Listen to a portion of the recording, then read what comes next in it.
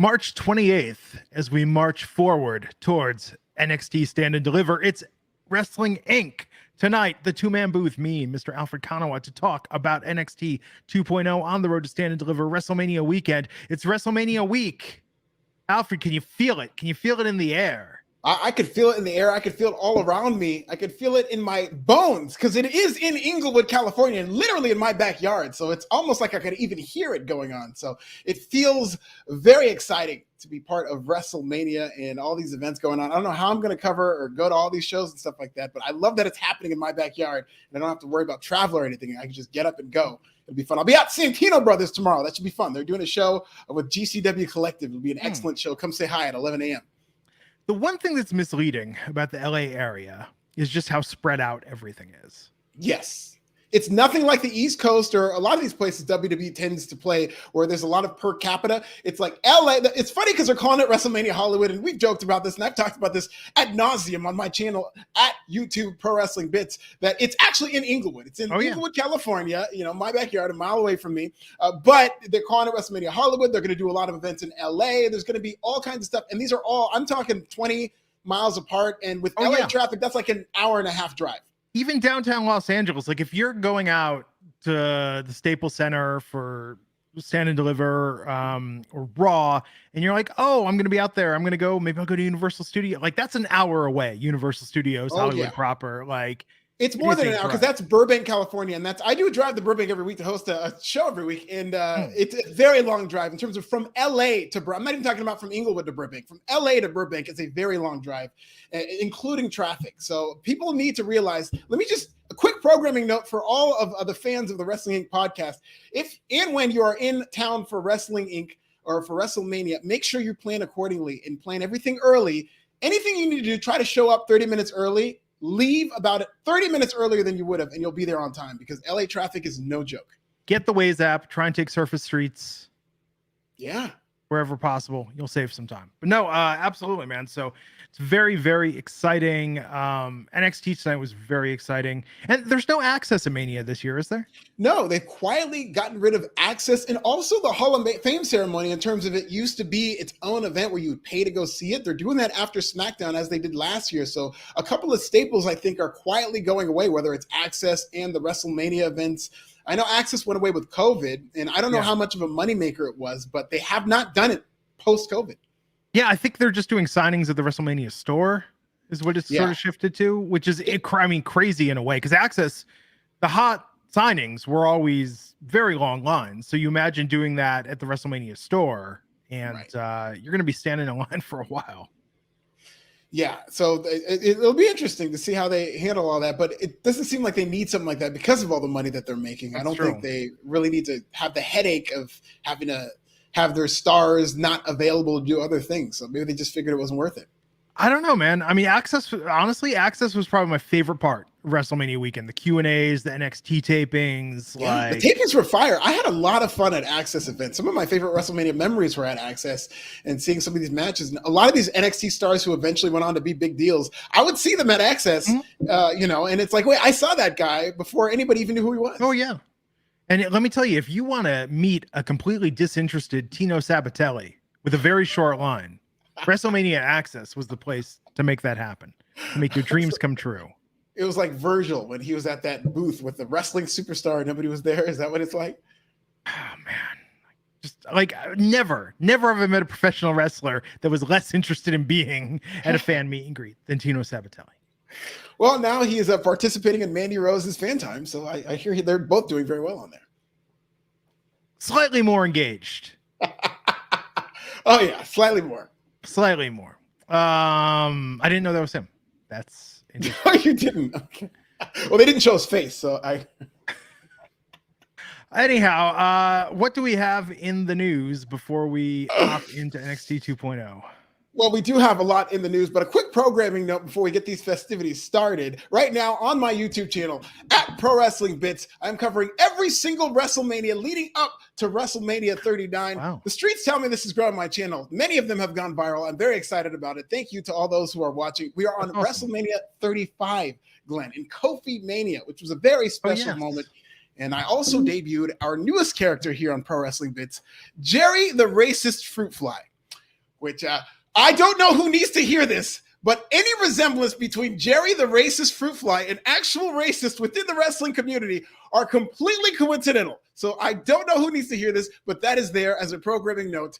And Glenn, speaking of people who have said the N-word on camera, Vince McMahon is facilitating a WWE sale. I don't know if you guys have heard the news, but potentially these sale talks are going very well. It looks like there are a lot of interested buyers. And according to CNBC's Squawk on the Street, they provided an update saying some buyers might even need Stephanie McMahon involved as part of the sale to bring in positives to the company.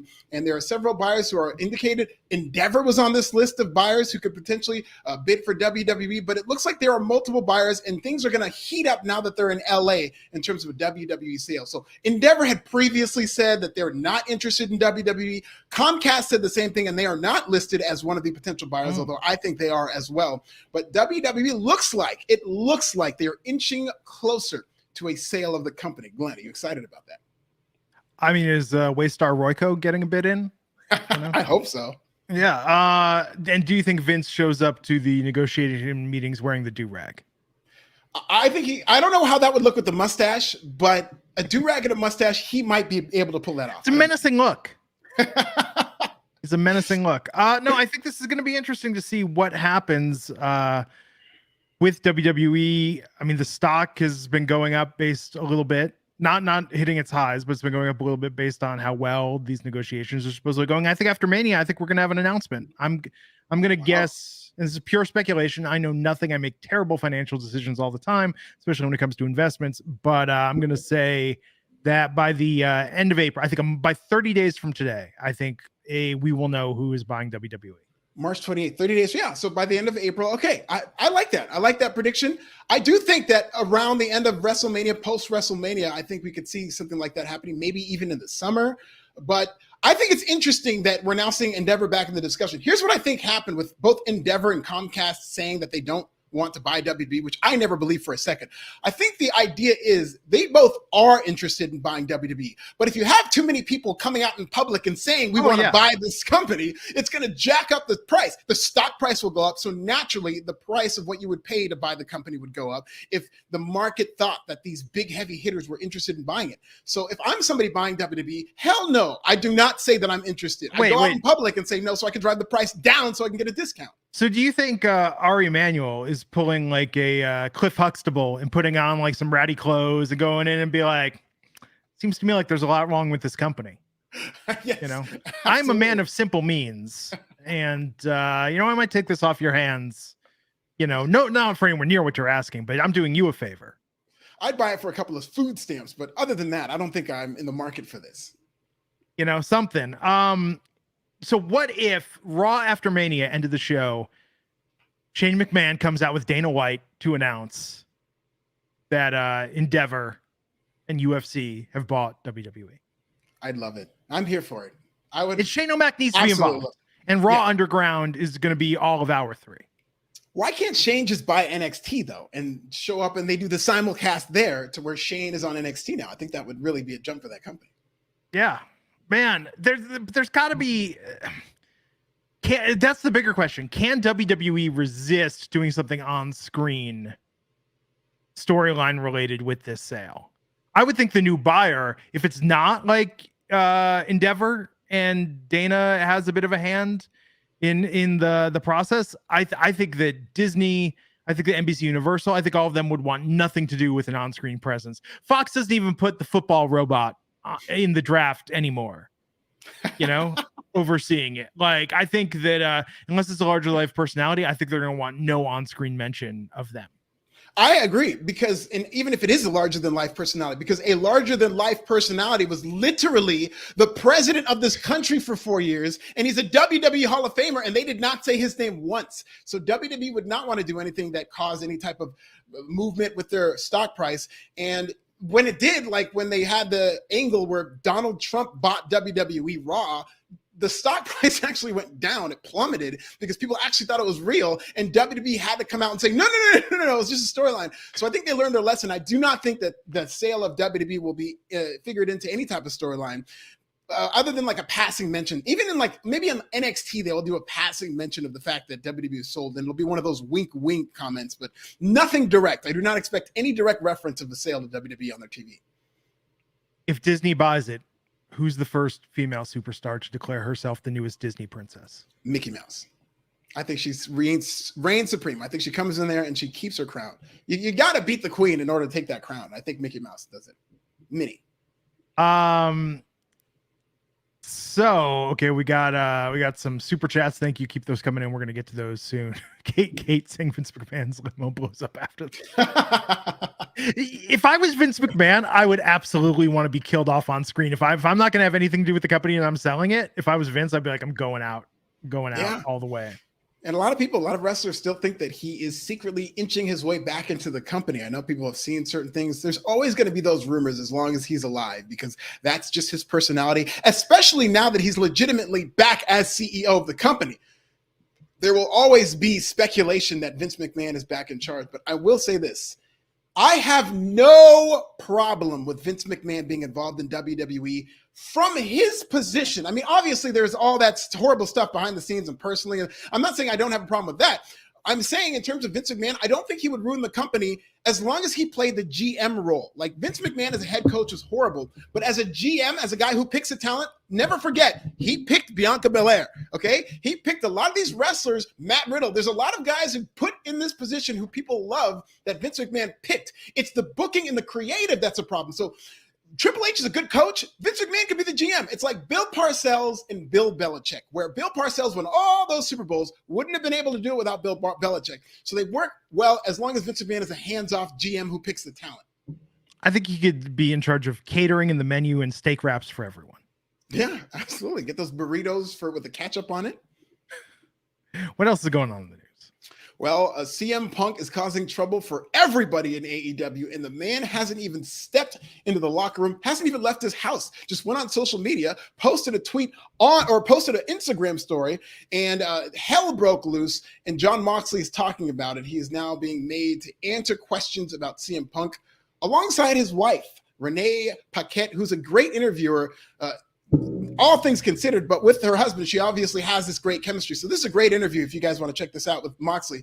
And Moxley's always a great guest because he does not hold back. He just says what's on his mind. This is how his book was. This is how he was. So he's always fascinating to watch in interviews. And he told Renee Paquette that in regards to CM Punk, it's effing annoying. I don't want to get dragged into this dumb S. I could effing unload a lot of effing people right now. But when I start getting dragged into this S, it tempts me to do that, but I'm not going to sink to that level, said Jon Moxley. He also talked about all the drama that's going on in AEW. He seems very happy in AEW. He does not seem like somebody who would ever go back to WWE, but he did say, as an observer, it seems like I've spent 8 years on the indies. I've spent a couple years in WWE developmental, spent like 8 years in WWE, and I've never seen so much bullshit drama in my life in one entire place. That's what Jon Moxley said in terms of AEW. So Jon Moxley with a lot of words about AEW, about CM Punk. What do you make of this whole situation, Glenn? AEW is a new type of wrestling company. I'm trying to think. No WWE wrestler, even John Cena and Roman Reigns, that they're most protected within the company at their highest status, would not get out there and talk quite that way about the locker room. They would say it like, well, you know, some of the younger guys might have some drama, but, you know, we try and run a peaceful, like they would really try and spin this, shape it, control the narrative, as it were. So this is crazy that Moxley is just opening up like this. Yeah, and I think it just kind of speaks to, it's just the latest controversy with CM Punk where all he did was just like kind of an IG post, and it's caused all this headache and drama, and there's just been this narrative, and who knows what to believe with these narratives. These narratives are based on what people tell these quote-unquote journalists, in that things get out that certain people want to get out and certain people don't want to get out. But the bottom line is this: look at all this commotion that CM Punk has now caused without even being involved directly in the company. I think that gives you every indication you need to know in terms of whether or not AEW should bring him back. I think it's time to cut your losses with CM Punk. Wow. I think it's time to go with the guys that you have. Moxley clearly doesn't like him. Jericho clearly doesn't like him. That alone are two people who are the backbone backbone of AEW, who you don't want to piss off any wrestlers, but you do not want to piss off Moxley and Jericho, let alone the Young Bucks and Kenny Omega. All your bedrocks of this company want nothing to do with CM Punk. So there should be no thinking as to whether or not we should bring him back. He's already shown that you do not do that based on how his last run ended, based on how his WWE run ended. Fire his ass. It's time to move on from CM Punk. I mean, Moxley has always given me the impression that he would be just as happy to set up a wrestling ring in his backyard and charge people $2 with all the hot dogs they can eat to come and watch him wrestle. Absolutely. He was talking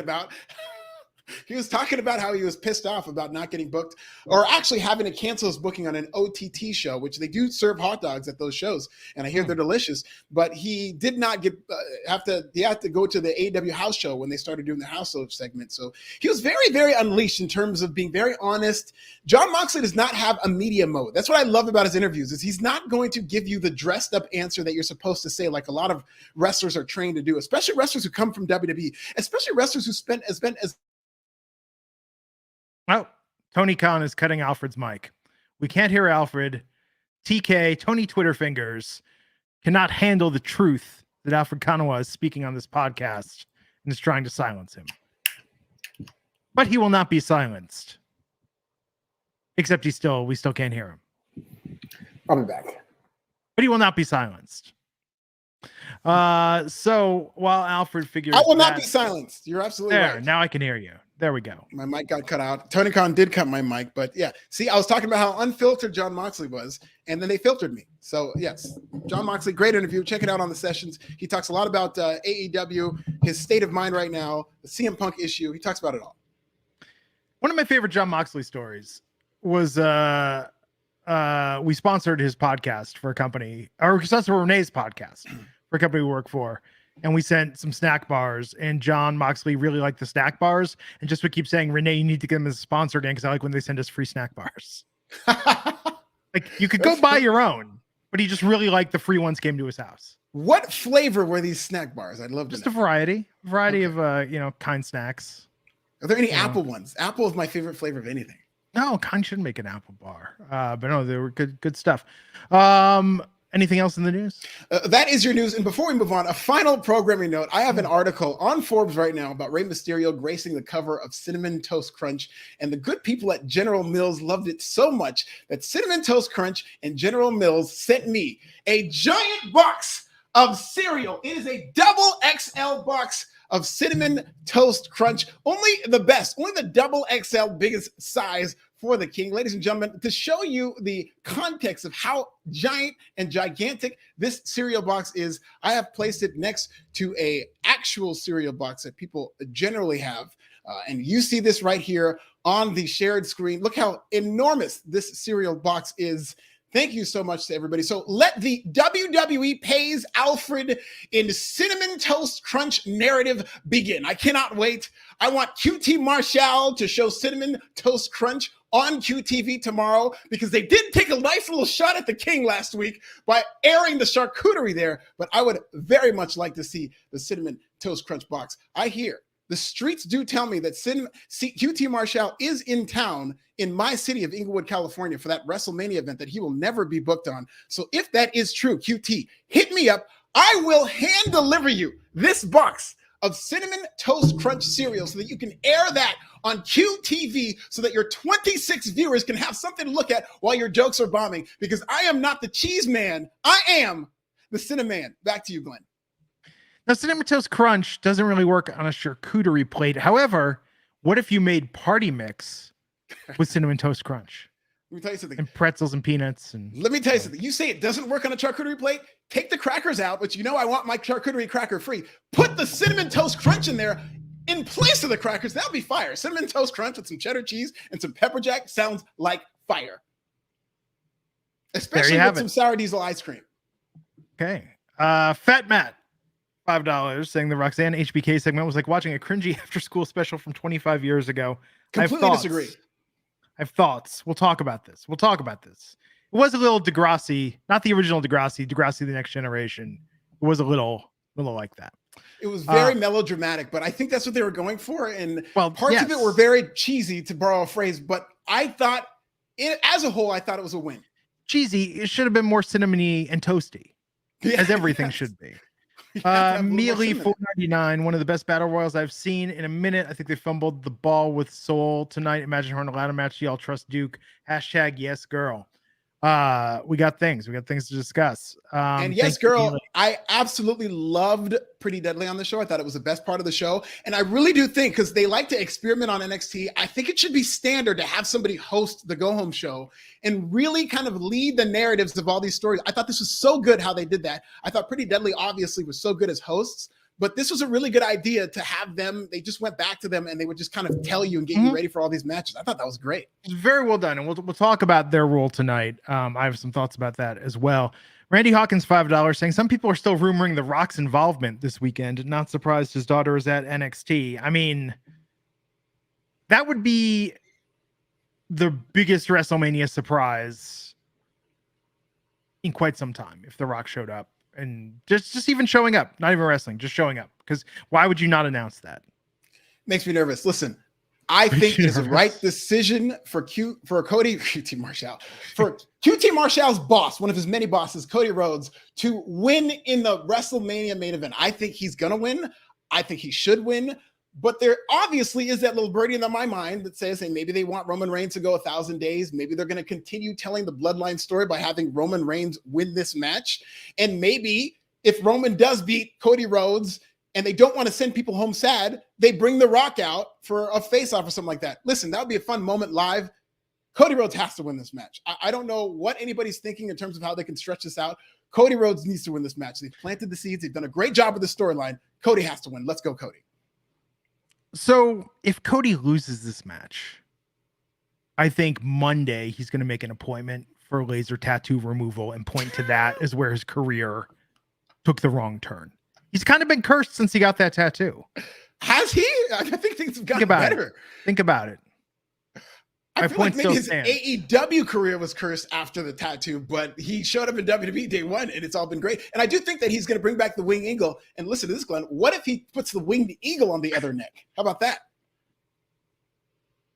The thing about Cody Rhodes is there are some people you look at and you just go, they're a neck tattoo sort of person. Cody does not have that look. I think that's what he's going for. Here's the thing. I empathize with neck tattoo people because especially Caucasians with neck tattoo, they are the black people of white people, as people with neck tattoos. Okay. They're treated the same as black people where employers look at them like, we're not giving you a job. People walk on the other side of the street with them. And I empathize with neck tattoo people because they struggle, not all of the same struggles as us, but they kind of understand what it's like for the black experience if you're a white man with a neck tattoo. So shout out to Cody Rhodes. Randy Hawkins with a $5 super chat. Uncle Randy saying, note to Tony Khan, welcome to wrestling politics. I mean, Tony didn't even get thrown in the deep end. Tony dove in the deep end. But when you got that kind of money, you can just yell YOLO and, start a wrestling company. Yeah, absolutely. And listen, I think Tony Khan, this is going to be crazy that people are saying this, but I do think Tony Khan has done an overall good job with AEW. And I think that it is a growing company and he's doing a lot of things right. I just think that when it comes to leadership, which is one of the big things in wrestling, he's awful. He's an F when it comes to leadership. That's one of the many reasons CM Punk should not come back. CM Punk, the only time in his wrestling career he was able to really last after ROH, he was able to really last somewhere, it was when he was with WWE. And that's because he had a daddy. He had somebody who was a man, who was authoritarian, who was a Vince McMahon, who was able to tell him what to do and was able to keep him on a rope. After that, he comes back to AEW with that spineless Tony Khan who nobody respects. It's going to implode all over again. Tony Khan cannot manage CM Punk, and that's the big problem. And it's one of many reasons why they should not bring him back. Okay. Well, let's dive into this. Got some other super chats. Randy Hawkins, $5, though, pointing out that Matt Cardona has a neck tattoo now as well. Maybe he's hoping for some of that Cody luck.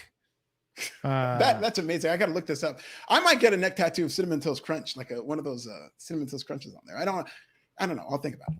Okay, so let's talk about NXT tonight, hosted by Pretty Deadly and Fat Matt saying they're psychics, Pretty Deadly, because they pre-recorded everybody who won their match. Yes, they did. They saw it coming. What can you say? They're like Siegfried and Roy. They are sort of the Siegfried and Roy of wrestling. I love it. Because Nigel McGuinness, and I'm going to try to make this in Santa Monica because it's close to me. Nigel McGuinness is doing a magic show that I really do want to go see. And I Magic think Castle? that, yes, no, it's going to be in Santa Monica. It's going to be in a small club in Santa Monica. And I do think that Pretty Deadly should be inspired by that and start to incorporate magic into their act. Maybe bring a tiger so that they can start doing some stuff like that. Tim Mickles, Buck99 saying we need the diss record, Alfred. Well, I'm. Oh, Alfred's mic's cut again. Tony Khan's afraid of the diss record.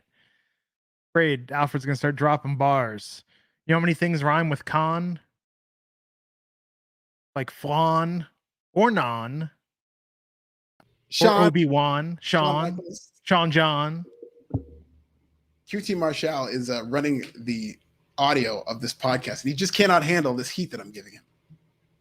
QT, if you're in town, hit me up. Okay, I will put this on Twitter. I will hand deliver you this box completely peaceful. Okay, I will hand deliver you this box. Put it on QTV tomorrow as a shout out to the king. So, 20-man battle royal opened tonight. Excellent. So much action. All's well that ends well. They haven't done one of these in a while. Always enjoy these for NXT. Just seeing all the different talent involved. I really did enjoy this battle royal. They had a lot of spots. I thought it was so funny that Reggie did this, or Scripps did this spot where he like flipped outside of the ring and he was eliminated. And it's like, and he seemed so shocked that it's like, oh no, I landed on my feet. It's like, that's not the point of this battle royal. You shouldn't be surprised about this. But I thought that the final two between Axiom and Nathan Fraser was excellent. I thought this was the best final two in a battle royal I have ever seen.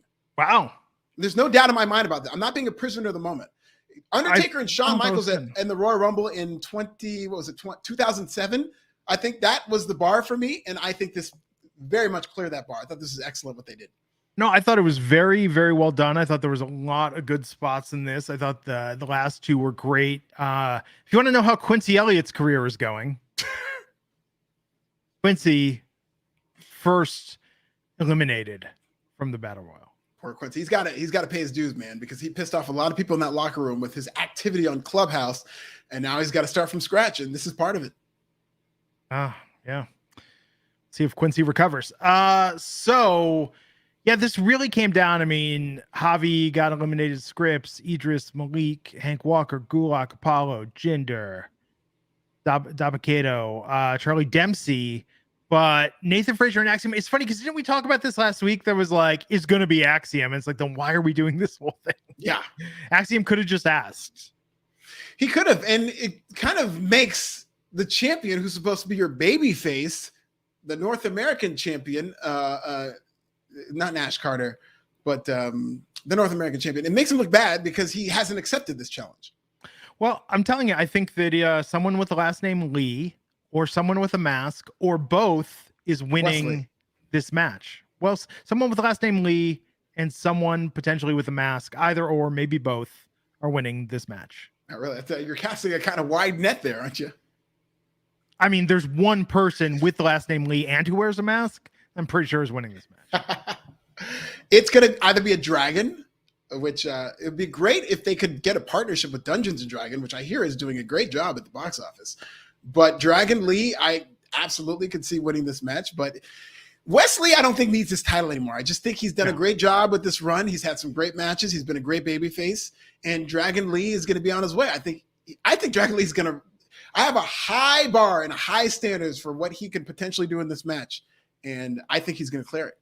Now, let me ask you this question. Is Dragon Lee the new Ricochet?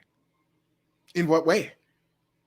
Well, NXT Ricochet, not main roster Ricochet. Yeah, okay. See, that's what I was thinking. I think he is. Absolutely. I think he's going to be in that spot. But they have a lot of guys like that now. I feel like Axiom and Nate Fraser are guys of that ilk.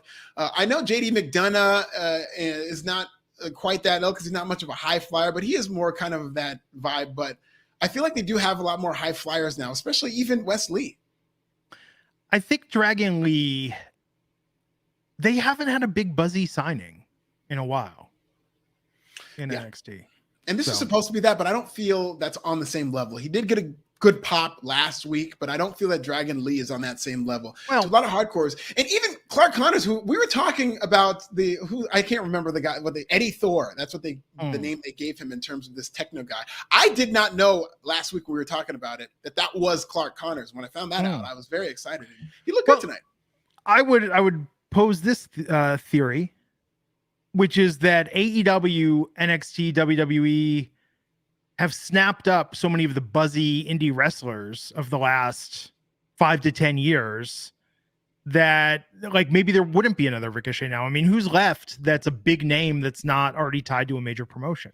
Well, it seems like every week on AEW TV, they put somebody who's not under contract with AEW on TV. So El Hijo del Vikingo, Commander, like AEW loves giving these free mixtapes to WWE. So there are some people, but I agree with you in terms of with AEW and WWE alone, they've kind of soaked up all these indie type talents to where there isn't a huge market for these guys coming in. I know Jay White is a free agent, so he's going to land somewhere, and that's going to be an exciting thing when he shows up. But you're right, there isn't a big market for these types anymore.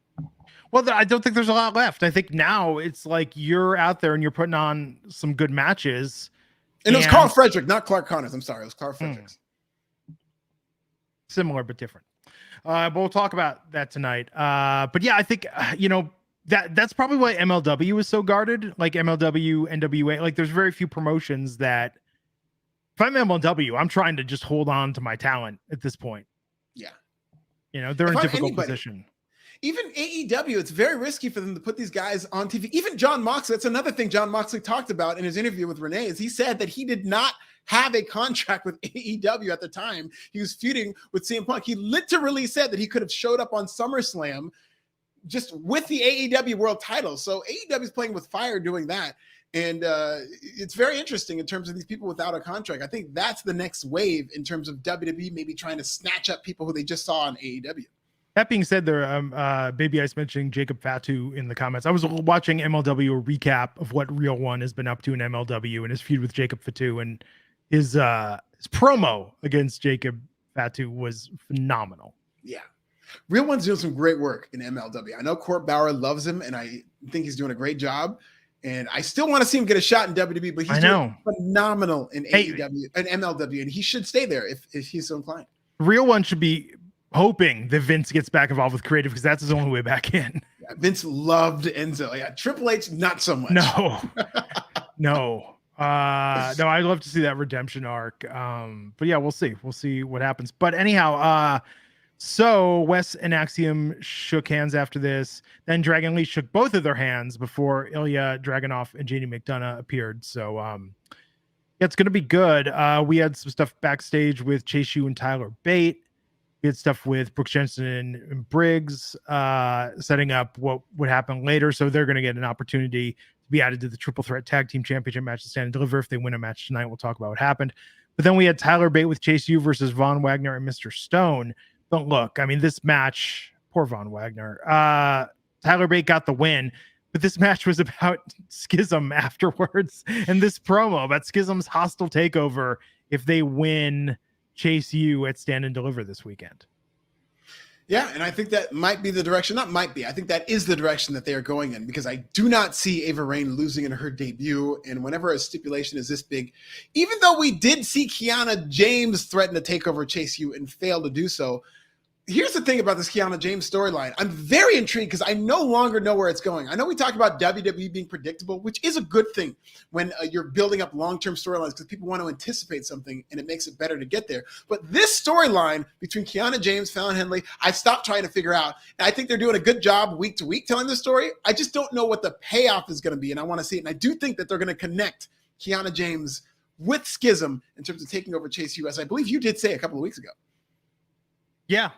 I mean, they need finance, right? We learned on Succession, you have to have the money in place. Yeah, yes, we did. This. Succession is back. And to that end, I tweeted out because I wanted to know, how will Schism's takeover of Chase U affect the student loans, the scholarships, and transferable credits? How will it impact the cafeteria menus and dorm housing? And Joe Gacy responded saying that Chase U's old loans will be completely null, but you'll have to set up a completely new loan program through Schism University. So What's the interest rate on those loans with Schism University? Oh, and that means if they default on those old loans, if those are nulled, then I mean, is Andre Chase like out that money? Yeah, absolutely. He's Man, SOL. Tough. It's going to be hard times for Chase U. They're going to turn into a vocational school essentially. Man, this storyline has been awesome. I still think Thea Hale should pin Ava Raine, but no, Ava Raine's not losing her first. Not a chance. I know. I'm very intrigued to see.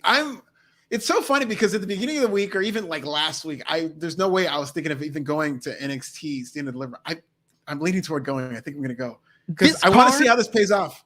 Every match on this card.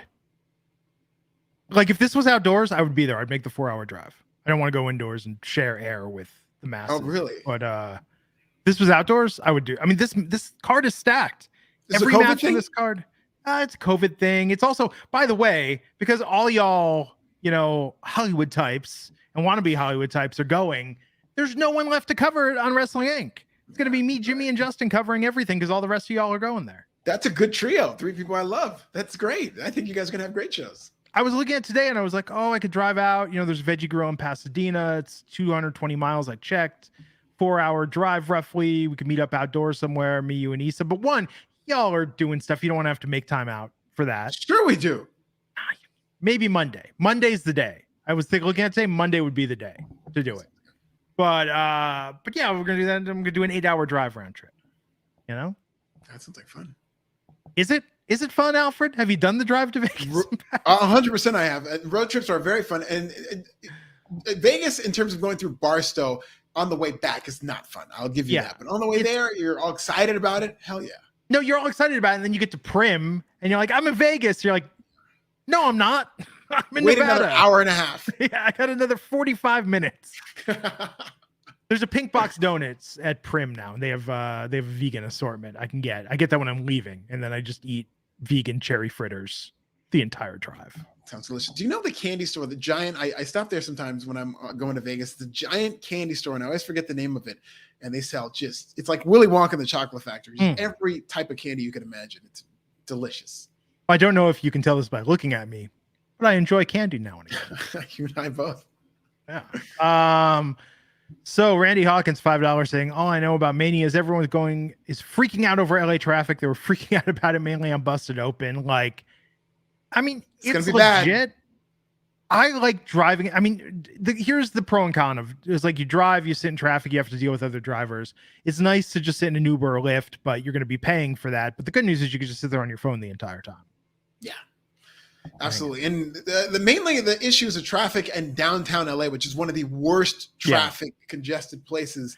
And there's going to be a lot of events between downtown LA and SoFi Stadium, people having to go back and forth. Could be a nightmare. It might be one of those things where people are making a bigger deal than it is, but with all the people who are going to be in town for WrestleMania and all the people who are generally in town in LA on the weekend, it's not going to be a lot of fun for a lot of people. 5 miles. With a $1.99 super chat saying we need Alfred in the ring pronto. This will not pay off with an in-ring storyline. And I just want to say, I don't know who needs to hear this. I'm not working with AEW. I know there are people of interest who feel like this is all part of an angle. I've received text messages from people who should know better, who think that I'm working an angle, that I'm going to show up on AEW TV, that they're giving me all this free promo because they're working with me. No, AEW just does things like this. They love the backstage gossip aspect of wrestling. So that's why I'm being shouted out on their TV. I am not working with AEW. This is a complete shoot on my end. And I think they just realized that they want some clout from Big Daddy. Randy Hawkins, $5 saying the Roxanne promo was weird. Yeah, I understand the anxiety bit because I have it too, but it was bad. Okay. And anxiety's real. We're going to talk about it. We'll talk about that. Let's get into it. We'll talk about that as coming up in a second. But I agree. I mean, I agree the anxiety, very topical, very relatable, very good. But before we get to that, Fat Matt, $2 super chat saying my kid's applying to Schism U in the fall. I'm sorry. I apologize in advance for showing this. I hope this doesn't happen, but I'm sure everybody will be fine. This area, not that I'm a fan of gentrification, but it is being more gentrified. But folks, just watch your P's and Q's when you're in Inglewood. That's all I got to say. I mean, it's a stadium. You're in the stadium. The stadium Beyonce's going to be here in a couple of months. Yeah, like if you're in any stadium, I mean, it is what it is. It's going to be fun. It's going to be a fun time. I go to a lot of events at SoFi. Nothing happens.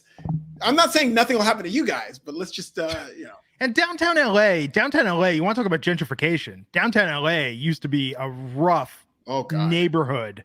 And now that is like, I mean, but they've kind of done this everywhere. Every major metropolitan area with a sports stadium arena, like, has got, like, it's the same upscale restaurants, concert venue, hotels, nightlife. Like, it's like, you'll be fine. But just, have your wits about you. Which, by the way, it's the first time I've ever given that advice to people. Have your wits about you. No, but you're right. Inglewood has actually followed. Oh, Tony Khan strikes again. Clout chasing, trying to silence Alfred. But while Alfred figures that out, look at there. While Alfred figures that out with his mic, Roxanne Perez provided an update on her health tonight. So she knocked on HBK's door, said that it was a combination of exhaustion and anxiety. It's very real. Many people suffer from both. And HBK said, you'll get your shot again. We're going to crown a new champion at Stand and Deliver. They're going to have some matches. You'll have some matches, and then you'll get an opportunity again. And man, Roxanne convinced him pretty quickly. Like, she had that rebuttal right there in her back pocket ready to go, to where HBK has added her to the match. And I believe it said she will be defending her title. It's not even that the title's open. She will be defending her title at Stand and Deliver.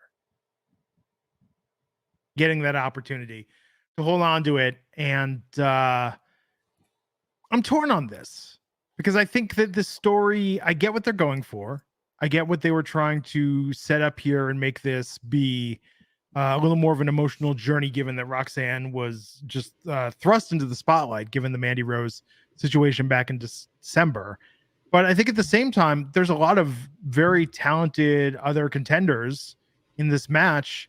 And, we've talked about this. NXT has had so many long title reigns, especially in the women's division, that I would like a little more volatility and unpredictability going forward. Well, I do think that we have had that unpredictability, and I think I figured out this mic issue, but we'll see. We'll see if the powers that be continue to try to silence me. But I like the fact that they are instituting a little bit of volatility with this storyline. You know what? They were saying that there were some things maybe behind the scene as to why Roxanne Perez was taken off TV, and this might be it. Maybe she did have real life anxiety issues, and they're now incorporating this as part of a storyline. I like the fact they're telling this story. I did think that it was a little cheesy, again, like we said earlier. I did think it was a little hokey in parts. I didn't think the acting was the best. I did like the attempt and the effort, and I like the fact that they showed the different camera angles and they made it look very cinematic. And I did like this segment overall. I mean, I know it's going to be very polarizing, and people already, as we've seen in the chat, are having their issues with it. I didn't think this is bad. I like that this was the explanation they used to have her put back in there. It's just that I don't know if it lines up with her fainting after having this brutal match with Miko Satomura, is that, she had an anxiety panic attack. No, she just got the shit kicked out of her by Miko Satomura, is what I thought, is why I thought she fainted. But if that's where they want to go, that's fine. I think it's good, and I think that it's going to be a good thing, because they're doing that with Heyman Adam Page in AEW, where he's like the spokesperson for anxiety. He's the anxious millennial cowboy, is what they call him and market him as.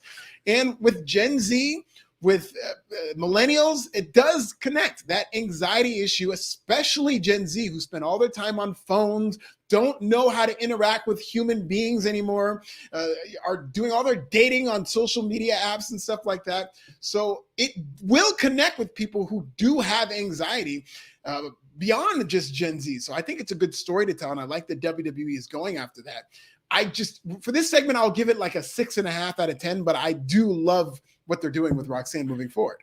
Well, and I think part of the reason why is she didn't really have a chase before when she won this championship. So I think they're trying to give her a journey to try and have it feel a little more emotionally earned, rather than just, a great opportunity that she was able to take advantage of. So we'll see. But I think there's a lot of contenders in this women's match. I think it could go any variety of ways. And man, tonight Pretty Deadly was so good with recapping and setting up every single match. It's funny. Matt Morgan, when he was doing this podcast, used to say that TV time is TV time. And if you're not adding bumps on your bump card, like, all the better.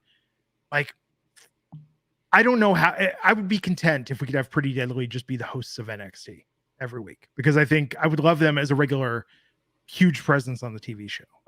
Yeah, I don't know if they should do something like this every week. I just liked, my favorite part of it was them building up the matches. So when you have big shows and stuff like that, and yeah, if they had a host where there was going to be a wrestling show and they have a host, I think this would be great.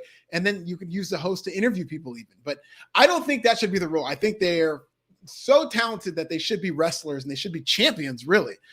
But they did a great job with the segments. That's true. And as the Killer of Demons is pointing out, it's not just Gen Z that has anxiety. I mean, oh yeah, you know, boomers, our parents. Yeah, boomers. You know, the president was like basically killed on TV. You know, we had the Challenger explosion as kids.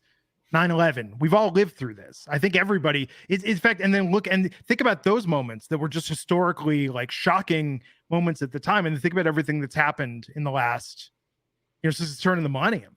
Yeah. Like, how can you be alive here in the year 2023, not occasionally feel overwhelmed by it all and let your anxiety get the better? And my point is that because everybody, you're absolutely right, has anxiety. The only difference between the boomers, our parents, and those generations, and now is that anxiety is now celebrated. Not anxiety itself, but the fact that people have anxiety is something that is openly spoken about. And I do think that a boomer would look at a promo like this about anxiety, and they would think to themselves, "Oh, get over it. Stop being a sissy. This, that, and the other." But everybody has anxiety. It's just whether or not you want to acknowledge it and be open and honest about it. I think that's more of a Gen Z millennial thing, is to say, I have anxiety. I'm struggling with anxiety. I need to deal with it. Whereas even though a lot of people have it and everybody essentially struggles with it, it's not as popular with those generations to admit that you have anxiety. They see it as a sign of weakness. I think the kids these days have it right in talking about these things. I think they do. You know, being a late Gen Xer, like when I was growing up, it was still like rub some dirt on it, walk it off. Yeah. You know, don't be a wuss. And yeah, terrible advice. So yeah, they didn't know any better. I'm sure they were doing the best, but yeah, that is bad advice as we've come to see. And I do think that mental health is being more celebrated. It's funny because we're in an era of social media, which is destructive to mental health. And you see a lot of these mental health advocates on social media talking about mental health, yet they're the biggest bullies on social media. So weird. Social media is going to send us backwards 100 years in mental health with all these people tweeting 100,000 times and saying, no, but support your mental health. No, you're a mental health patient. So I just think we're screwed in terms of anxiety and mental health. And that's why we need Roxanne Perez. Yeah, so I agree. The concept, I think, is a 10 for how they're trying to inject some reality and more of a thorough storyline into her championship reign. But yeah, the execution of this, I can see where the execution of this is polarizing. This is getting the after school special critique. Valentina Feroz got a very nice entrance and then got her ass kicked by Elektra Lopez.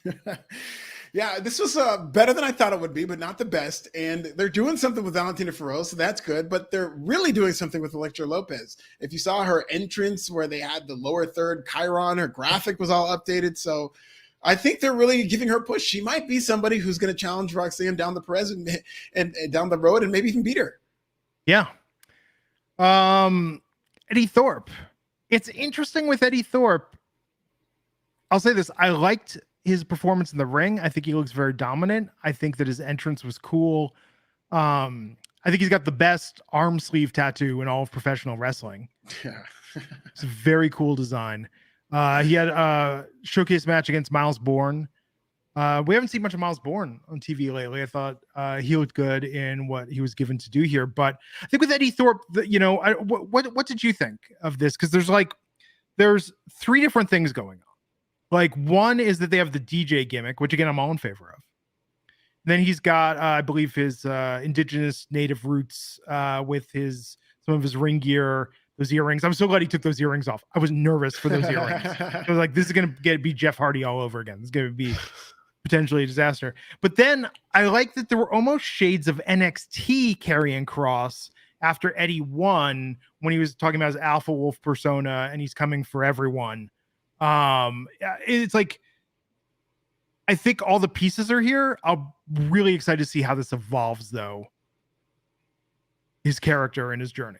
Me too. The guy behind it, Carl Fredericks, again, is a talent. He's very good. I've seen him several times in LA. He comes through with New Japan Strongs and something like that. But he's a very good and capable wrestler, and he's very promising. And he's still relatively new in the wrestling business and ahead of where the curve is.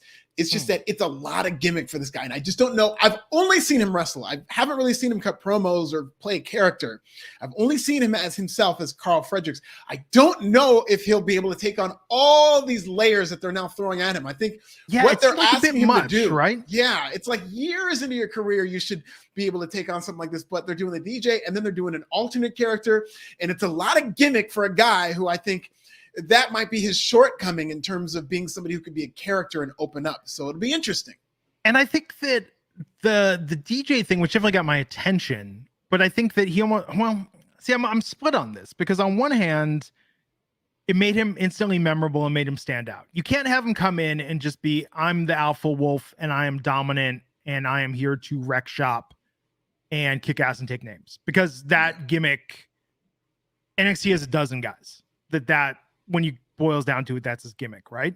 But I think things just need to evolve and coalesce a little bit. I like the match, but yeah, I almost wonder there's got to be a way just to tweak or refine this a little bit. Yeah, definitely. And I hope they figure that out as it goes along. I didn't even think this was that bad. I just think I didn't think it was bad at all. A lot with this guy. And last week, even before I knew he was, last week I was intrigued. So they're doing fine. It's just that they're doing a lot of character work with this guy.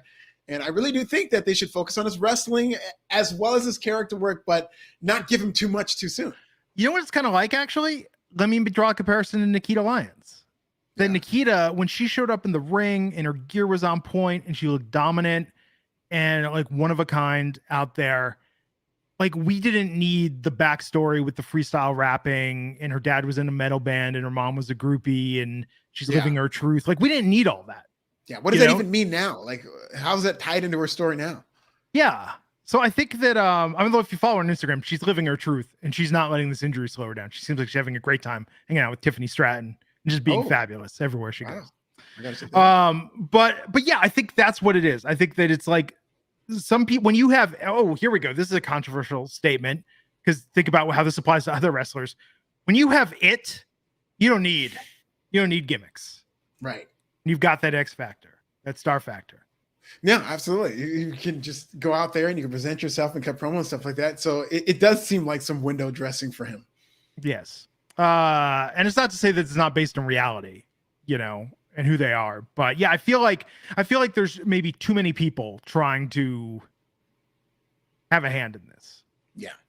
Yeah, I just hope he doesn't get micromanaged to death because I mean he's a talented guy and he's got the fringes. You get over if you've got fringes, especially very rarely do you see fringes on kick pads. So, and Bernie DC saying, well, with his Native American roots and taking the Eddie Thorpe name as homage to the great Jim Thorpe could be more to his heritage than it being layers. I mean, I think there's something there. I think it's good, but he definitely got our attention tonight. Just standout performer, and yeah, I'm excited to see where he goes from here. Randy Hawkins, $5 saying Thorpe was also the guy who got smashed by the glass smash. Sorry, the guy who got smashed by Roman Reigns in the Goodfellas parody. There have been two great, because I thought that as a whole that WWE missed, especially if you compare them to the WrestleMania quote unquote Hollywood promos in 2005. I thought all those were unbelievable. And I thought these that they did, the trailers this year were not that great, except for the Rhea Ripley trailer was excellent with Stranger Things. And I thought the Roman Reigns Bloodline Goodfellas trailer was excellent. Best, I thought it was so funny. And you know what? If you watch this trailer, they're actually telling the Bloodline story in terms of a storyline with this trailer where they tease tension between Roman Reigns and Solo. At the end of the trailer, because eventually Solo is going to turn on Cody Rhodes, has teased that Solo is going to go off on his own. And at the end of that trailer, Solo goes, I do think you're funny. And then they just ended it so that you can kind of think like, oh, what's going on here? So wild card tonight, Sol Ruca versus Indy Hartwell versus Ivy Nile in a last chance qualifier match for the NXT Women's Championship ladder bout at Stand and Deliver. My money would have been on Sol Ruca, fan favorite Sol Ruca. Me too. Future GOAT. Indy Hartwell getting that opportunity. And what might be her last match in NXT. Oh, really? You think so? No, I'm just saying, if she doesn't get called up, there's just nothing there's nothing left for her to do here. Yeah, whether it's in NXT or WWE, they just got to reunite her with Dexter Lumis. Yeah. I know I keep saying this, but it's not like I'm not even saying that's all she could do. No, it was over as hell. Like the last time they even got together, it got a huge reaction. It's like one of the biggest things that they ever did in NXT, and they just split them up, and both have struggled since. Yes. Indy Hartwell's career is like someone trying to rent a car for WrestleMania week. They just don't have a vehicle for you right now. Bars. So I think, like she's got to get out of NXT. We got to reunite her with Dexter Lumis, but I'm glad she won. But for Soul, I mean, man, and this is coming back to the thing with Roxanne, because I know people are like, oh, Glenn, you're very critical of Roxanne. It's just, there's 5 women that could be NXT Women's Champion right now. Mm-hmm. And I'm bummed at the idea of another 300+ day title reign and there not being more opportunities. Yeah, and I do think she's doing a good job, and she's a good babyface champion, and I don't really think she should lose it anytime soon, although I wouldn't have a problem if she did. But I absolutely think Sol Ruca was great and continues to be. She still has to get carried further along in terms of her career, but they did protect her. They had her hit the Soul Snatcher, and then she was eliminated. I just didn't realize. I think it's just because how athletic she is and how light on her feet she is.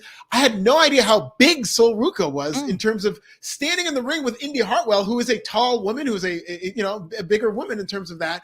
I didn't know that Sol Ruca, I think towered over Indy Hartwell. I didn't know she was that big and athletic, which makes me like her even more in terms of a superstar. I'm saying when it's all said and done, Sol Ruca will be top 5 dead or alive in wrestling. I'm telling you. I'm not even saying top 5 women's wrestler. I'm saying one of the greatest wrestlers we've ever seen in terms of if she is to reach her full potential and stay in WWE and go through the system and stuff like that. This is one of the best athletes I've ever seen. And they've got the soul chant. It's just there.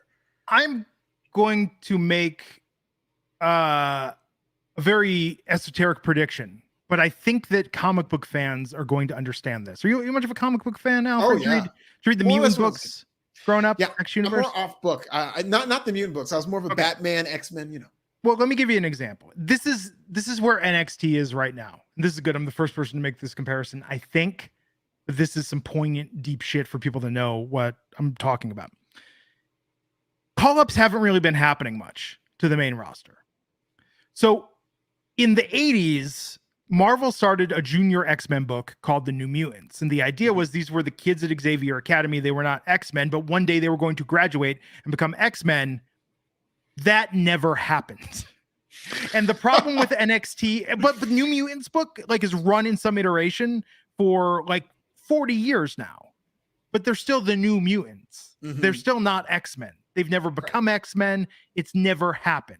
Sunspot, Cannonball, Wolfsbane, Warlock, they never became X-Men. And that's what NXT is becoming. NXT is becoming the New Mutants of the WWE universe, where it's aren't we supposed to graduate and go to the main roster at some point? No, you're just developmental for life, baby. So one day, when Roxanne is 40, they'll still be calling her the future of wrestling. Yes, it's very weird. That's what NXT has become. And HBK is the Triple H was the Professor X. Professor X, yeah. But HBK is at a certain point, Magneto took over teaching the New Mutants. That's what it's kind of like with HBK running the show. But that's really what it's come down to now. And it's you can't be in developmental forever. Yeah. And I don't think they're going to be there forever. And I think this class of developmental does need to stay in there longer because it's a lot more people who are legitimately new to wrestling and are developmental talents. And I think the DC equivalent would be the Teen Titans because even though it's not exactly the same because they're still the Teen Titans. They're the Teen Titans. The idea is that they grow up to be these people they ain't the Justice League. Stuff. But yes. That is a great analogy in terms of that. Yeah. Robin's being like, Bruce, when are you going to retire? Yeah. You've been dangling this opportunity in front of me now for my entire life. When's this going to happen? No, with the exception of Solo Sikoa, who's been really called up of the NXT 2.0 era. Yeah, but I do feel like we're going to get a surge. I don't know if it's going to be this year or maybe even early next year. I do think we're going to get a lot more people called up, whether it's Braun Breaker. I can almost guarantee you he's going to get called up. I think by the end of the year, we're going to see Carmelo called up. I think Grayson Waller has been ready. I don't think he even needs to win the title to get there. I hope they don't rush Tiffany Stratton, but I feel like a lot of people in WWE and Power love her and want her on television. She's great on television as a character, but as a wrestler, even though she's a super athlete, I think she's fine. I think she could develop more, but I think she's going to get rushed on TV. WWE TV has more women than they can effectively book. And what did they do? They brought back Emma and Chelsea Green. Yeah. And they're doing stuff with them too. You're right. I know. It's weird. It's really weird right now. Sheet Black 499 saying Undertaker's Dirty Harry was the best. Great Clint Eastwood movie. That's, you know what, Sheet Black is absolutely right. That's the one I forgot about. I was thinking about A Few Good Men, You Talking to Me in terms of Taxi Driver. They had a great Gladiator promo with Stone Cold Steve Austin, Booker T and Eddie Guerrero doing Pulp Fiction, and The Undertaker and Dirty Harry was fire. I completely forgot about that until now. Okay, Baby Ice, these are fighting words saying that in Marvel's defense, Wolfsbane didn't deserve to be an X-Man. Oh, those are fighting words. I disagree with that. Wolfsbane, she's dope. Like, she could turn into a wolf. Yeah. What more do you need? She could feud with Carl Fredericks. Yes. Randy Hawkins, $5 saying, so NXT is basically Agents of S.H.I.E.L.D. to the MCU. I mean, it feels like it on a bad week. Although Agents of S.H.I.E.L.D. was a good show in its own right. If you just gave up on watching it for the Marvel tie-in and gave into it, it was great. That's the thing. You shouldn't watch that, even though that's what they had it on TV for, is to be a tie into Marvel. On its own, it was a very good show. Yeah. Especially when they just completely detached and started doing those seasons like on other planets or in VR or whatever they had. So it's going to be Zoe Stark, Gigi Dolan, Lyra Vakira, Roxanne Perez, and Tiffany Stratton joining Indy Hartwell in this match. That'll be interesting. It'll be very interesting. I don't know how great this match is going to be, but I think that they're going to have stuff planned out that's going to be exciting to watch. And I'm intrigued to see what they do with Roxanne Perez, because now they've told this narrative where she struggles with anxiety. How are they going to incorporate this into the match? This first match will tell you everything you need to know about how much WWE understands anxiety. Are they going to go cartoon and have her freak out and run away? They're going to have Zoe Stark backstage being a lot of people out there. WrestleMania weekend, a lot of people watching. Would sure be embarrassing to have a lot of people see you not do your best. Yeah. Really weighs on the mind. Really does. But I know you got it, champ, and pats her on the back and then walks away. I'm sure you're not going to have a meltdown. I mean, so if you want to know how seriously WWE is going to take it, I'm going to bet $20 that probably Zoe Stark, but maybe another competitor tries to get in her head. Oh, it should be Zoe. You know, it should be Zoe. Could be Tiffany Stratton, but I don't think they want to ever go full heel. So, I mean, here's what's going to happen. JC Jane's going to cost Gigi Dolan. JC Jane, who's been suspiciously absent with a injury, is going to cost Gigi Dolan, continuing their feud. Apparently, the injury is legitimate, and so I think that she's just going to push her off the ladder. So that's you don't have to be healthy to do that. And you know what? I'm not putting it out there. I think Nikita Lyons could show up and cost Zoe Stark. Oh wow! Not for full return, but just to kind of pop her head up and be like, "Hey, still here," because they've had her on TV since. Mm-hmm. Like she'll go out there and beat Zoe Stark with a crutch. That's all she needs to do. Great moment. It would be a great moment to have in this. Lyra Vakira, I don't think she's got a lot of momentum right now, but I think it's really going to come down to, and I think with Indy, I think Dexter is going to show up, and it's going to be like the end of Grease. They're going to just drive off into the sky. Index together again. I really hope so, because he hasn't been doing much on the main roster, and it's another one of those instances where if it ain't broke, don't fix it. They should have never broken up Index. So yeah, I think it's going to come down to Tiffany Stratton or Roxanne Perez. Yeah, you know what? I'm not going to say they should have never broken up. They should have called them both up to the main roster. I think we're in an entirely different universe.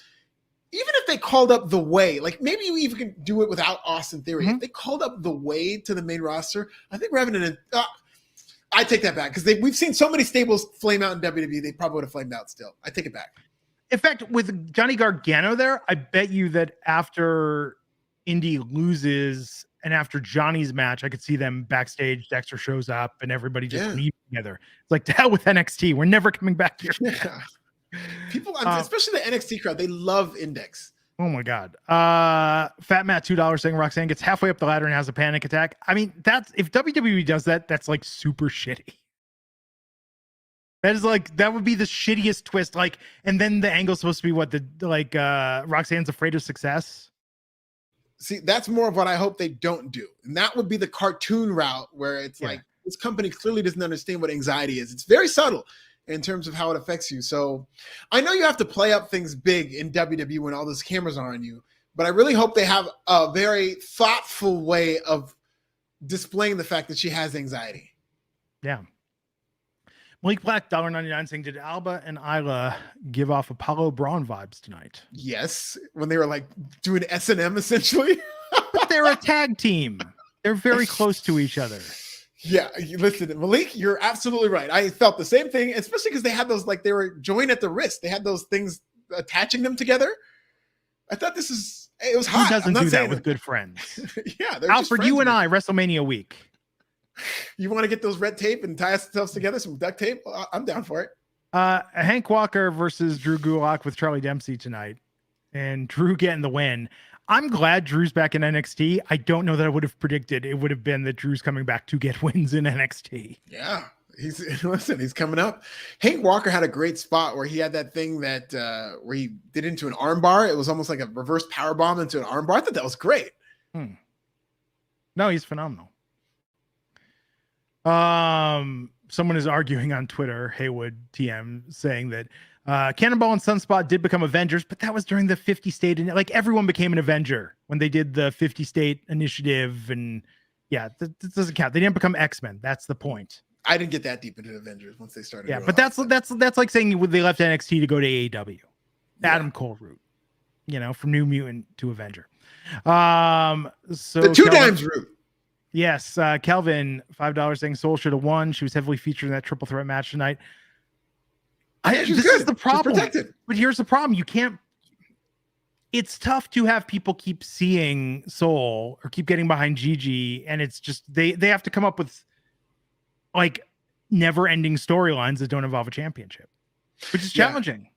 It is challenging, but that's what they have to do because there's only one championship in the women's division in terms of a singles champion. So we need a North American championship.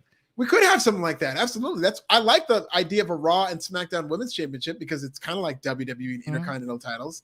And they should add a second singles women's championship. But they can still book these women without having them chase the title. I agree. And they've been good at that with these storylines. I have to say NXT is the best promotion for providing women's storylines that have meaning without a championship. It was the template to what WWE is doing. That women's revolution they talk about started in NXT. Oh, yeah. And, it's funny the narrative they tell in terms of how this women's revolution came about. It was NXT. Like NXT is the reason WWE has a thriving women's division. Also, Trish and Lita, you got to shout out the GOATs and stuff like that. They built the narrative in terms of women being able to wrestle. But in terms of Vince McMahon thinking that women could headline and draw and be booked like the men, it was NXT. Yeah, absolutely. Randy Hawkins, $2 saying, I just want to index back together. Don't we all? Yeah, 100%. They can always, here's the thing about index. That ship will never sail. They can always have Dexter, because remember they had that segment where Dexter was hired back at the beginning of the Triple H era. All he did was crawled back into the ring. They didn't tease it. They didn't do anything. He just crawled into the ring. People went crazy for it. Yeah. And they got married on one of the best episodes of NXT ever. Oh, I might say I don't know about the best episodes because whole episode one of the best segments. One of the best segments. I would say that it's up there top 3 as the best segment in history. It's crazy, man. It's absolutely crazy. So Brooks and Dunn took on Tony D'Angelo and Stax. If they won, they were going to be added to the tag team championship match at Stand and Deliver. And you might be thinking, oh, that seems kind of obvious, but no. Yeah. Tony D and Stax are not losing on NXT television because they're going to be our new tag team champions. It remains a triple threat. Take that, Brooks and Dunn. I love when WWE does stuff like this where they say, okay, you'll be added to the match if you win, because we're so conditioned to thinking they're going to win. But when they don't, it's even better. I know. It's why it was kind of amazing tonight that Axiom won. Given that like Axiom wanted in the match. So he won the Battle Royal and got in the match. Yeah. And then so we saw this happen. So it makes it seem less fake. Like, just because he's added to the match, he's going to win the match. So they did a good job. The GOAT got a win. And I'm done trying to predict what they're doing with Kiana James and Fallon Henley. Enough already. I'm just intrigued. And I'm on team Kiana James. Fallon Henley, I don't care if they even, I know Kiana's eventually going to turn. Fallon Henley has been so unlikable throughout this storyline. It's really weird how this storyline has gone on for the better part of my 40s. Like, this has been going on for years. This has been going on longer than COVID, longer than the Biden administration, longer than the new millennium. This has been going on forever, this storyline. And why don't they just blurt it out and say or tell something? But instead it's like, I need to tell you. And then, but I'm going to tell you this other thing. But tonight, Kiana was like, well, I have something for you. And then just kissed him. And just enough already. Like, they're going to drop the titles at Stand and Deliver. They'll have a singles feud after this. Yeah. Isla Dawn and Alba Fire are going to be incredible based on the vignette tonight. They're going to be incredible as tag team champs. Yeah, and I will say that the Fat Man has comment about, he popped big for Briggs getting that kiss, and I kind of did too. I will say, because to your point about them doing this angle for the better part of your 40s in terms of Briggs being a virgin, they've told this story for what, this kiss, I think like over a year now. So this is a big payoff. Alfred, what's the longest you've ever dated a woman without kissing her? Like a week. Wait, we'll go a week without a kiss? I mean, normally that typically happens on a first date, like just kissing. Sure. And they weren't. This was like on a scale of 1 to 10. This was like a 5. Yeah. And I will say it was not the reaction I expected, given how much they've built up this guy as a virgin who's never had a kiss. He finally gets the kiss, and there was a reaction, but it was not and maybe we've been spoiled with whether it's the Dominic Mysterio reaction, the Jey Uso reaction, and all these big reactions. Sami Zayn hitting Roman Reigns in the chair got a big reaction. It was not that I expected it to be on that level, but it was kind of tepid in terms of this guy's finally getting kissed, and he's been telling you every week he's a virgin for about a couple of years now. And I did not feel like it was that big reaction. They should have ended it and have him take that tag team belt and strategically place it over his crotch and back slowly out of the ring. That would be another Shawn Michaels staple that they did, because he did do that on a cover of WWF magazine. So yeah. But will Grayson Waller accept Johnny Gargano's challenge for an unsanctioned match to Stand and Deliver? I sure hope so. They had a contract. Again, DocuSign people. You could have avoided all this. So they were talking trash, getting into it. Gargano attacked Waller. And yeah. This will be a good match. But this was a little insulting to my intelligence. Why is it? Well, did you expect Gargano to be a cameraman who was going to reveal himself, which is a trick that they've done several times? Yeah, I mean, I'm just saying this idea of, we're going to have a contract signing. Where is he? Oh, he's behind you. It's going to be a good match, but like this peaked with Grayson rolling up to Johnny's house. Oh, it definitely did. And this is just something that it's one of those things that WWE has in their back pocket, that whole he's really a cameraman. We've seen it before. I thought Grayson Waller was fine. He got a lot of heat. Fans hate him in a good way in terms of they want to hate Grayson Waller. So I thought it was good. They keep talking about Vic Joseph and Johnny Gargano's relationship. So I feel like Vic Joseph might be incorporated into this match somehow, because Grayson Waller pulled up on Vic Joseph and talked about how I want you to see what I do to Johnny Gargano. So I feel like at some point in the match, or I felt like building up to the storyline that Grayson Waller was going to attack Vic Joseph and like really add heat. But I think Vic's going to be involved in this feud. Is Ciampa healed up? That's a great question. I completely forgot about Ciampa, and that might be the way to go in terms of on the main roster.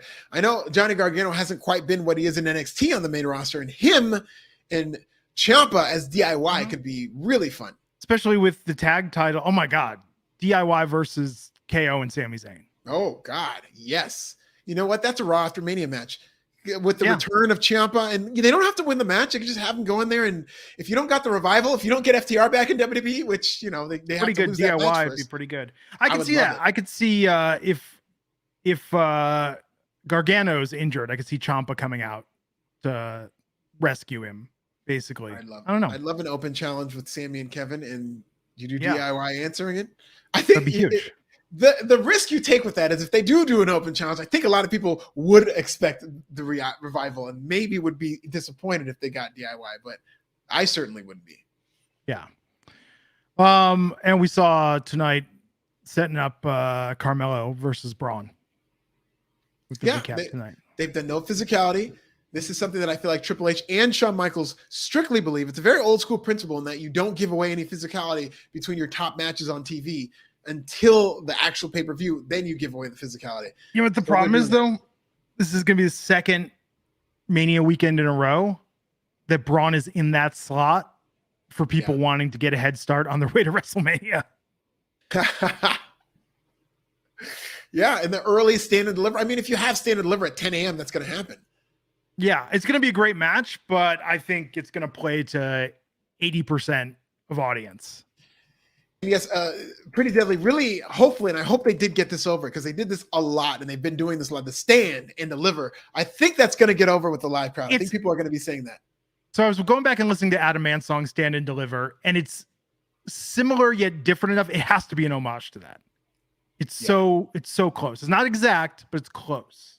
I can see it. I would play it on here, but I don't want to get copyright strike. Fat Matt, $2 asking for our Stand and Deliver official predictions. I mean, I think we made them, right? But we can recap. No, I don't think we went one by one and chose. They go one by one, but I think we've been talking about the matches. I mean, I think you can guess.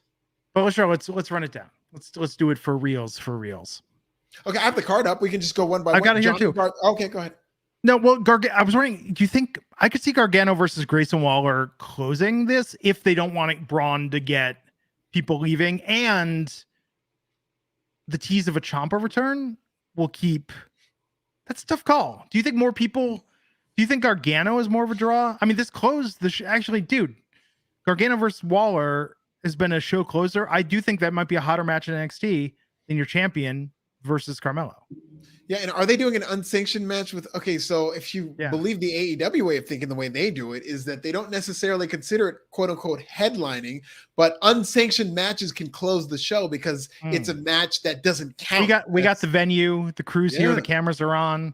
Yeah, just lock up on your way out. I could see that closing the show because it's an unsanctioned match, so it's not necessarily in the WWE speak a headliner, but it's just a match that goes on last because it's unsanctioned. Okay, well, my prediction is that Gargano loses, Grayson Waller wins, but Ciampa comes out, and we get the reunion with Ciampa and Gargano. Wow, that'd be a good way to send people home fired up. I like it. I think Grayson Waller absolutely wins. He has to win, unless Gargano's coming back to be the new GM of NXT. He could do that anyhow. No. You can't do that with Gargano. You got to have him be a wrestler, man. Like he's got to, whether it's NXT, and I think he's just maybe a better fit in NXT or WWE because they've been trying to do stuff with him in WWE. He's just too great of a wrestler and still in his prime to just be relegated to that. Well, Braun Breaker versus Carmelo Hayes for the NXT Championship. Melo's got to win, and I absolutely love the segment they did with Melo where they had him. He was like, "Man, I partied all night. I was out until 3 a.m, and then they asked me to go to the after party. I was like, nah, I can't go to the after party. I got to." So they're saying he's getting ready. He's focused because he doesn't want to go to the after party. That was hilarious. You got to draw a line somewhere. What do you think he's drinking at the club? Because he's got to watch his calories. He's got to watch the calories, man. You know, so vodka soda or something like that. And Michelob Ultra, like I don't know, something low carb in it. Is there hen dog? Liliac.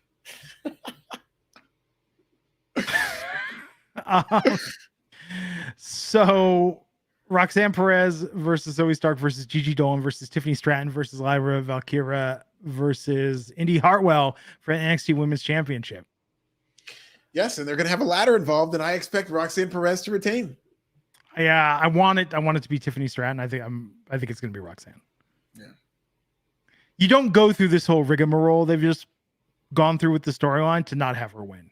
And we called that. The second they said she was out and it was a ladder match, it was like, oh, Roxanne's going to come back and triumph. Right. Yeah. And I don't think they do all this stuff for her to come back and lose.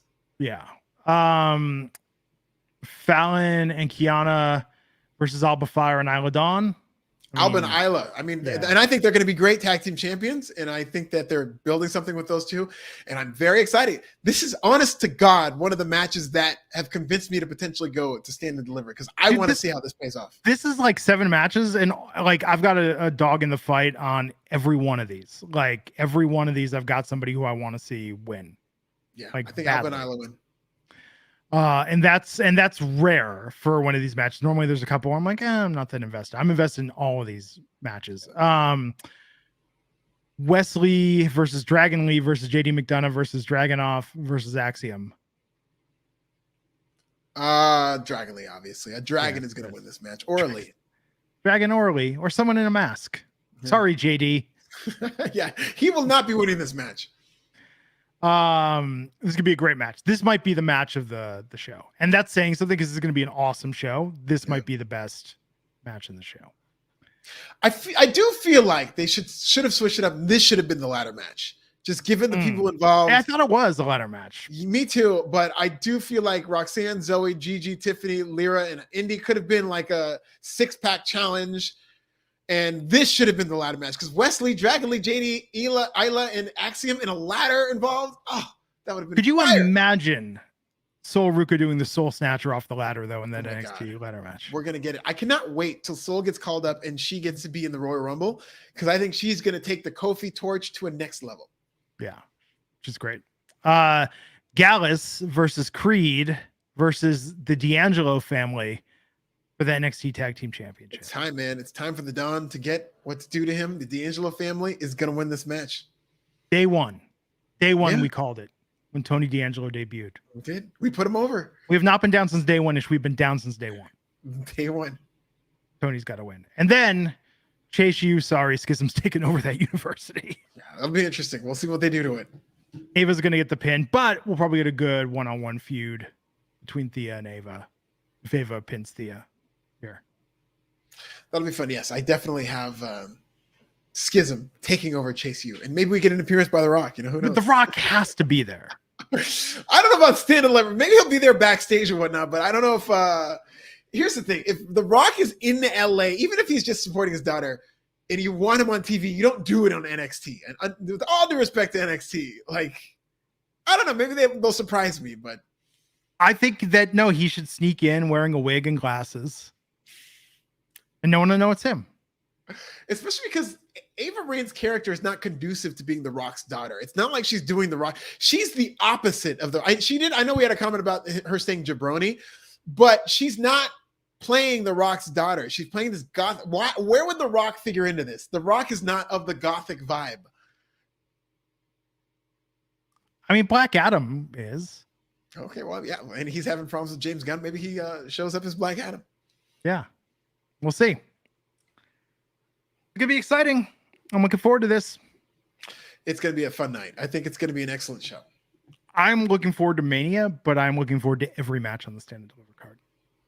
Yeah, it should be good. I'm looking forward to just about every match in Mania, even Brock Lesnar versus Omos. I'm rooting for that match, but I do think that it's going to be a spectacle live. I think it's going to be better than people think. There you have it, folks. Follow Alfred at This Is Nasty. I'm at Glenn Rubenstein, and WrestleMania week. Have a good one. Hell yeah. Tomorrow night, AEW. Then we're back here Friday. Take care.